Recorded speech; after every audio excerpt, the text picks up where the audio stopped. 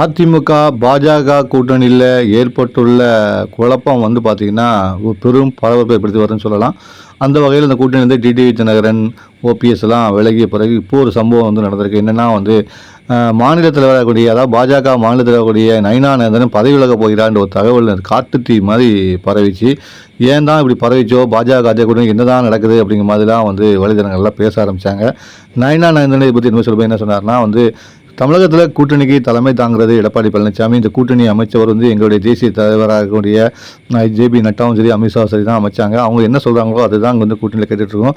கூட்டிலேருந்து பிரிந்து சென்றவர்களை வந்து இணைப்பதற்கான முயற்சிகள் நாங்களும் மேற்கொண்டு தான் இருக்கோம். ஓபிஎஸ்ல கூட பேசியிருக்கோம். அவர் இப்போ நேற்று கூட பேசினார். அதுமாதிரி டிடி தினகரிடம் பேசியிருக்கேன். நேரில் சந்திக்கிறதுக்கு நான் தயாராக தான் இருக்கேன். ஆனால் யார் தான் இப்படி ஒரு வதந்தி பரப்புகிறாங்களோ, மாநிலத்தில் வந்து நான் விலக போதாக வந்து சொல்கிறாங்க. அதில் உண்மையே கிடையாது. தேசிய தலைமை என் மீது நல்ல நம்பிக்கை வச்சுருக்காங்க. அதில் எந்த ஒரு மாற்றமும் கிடையாது.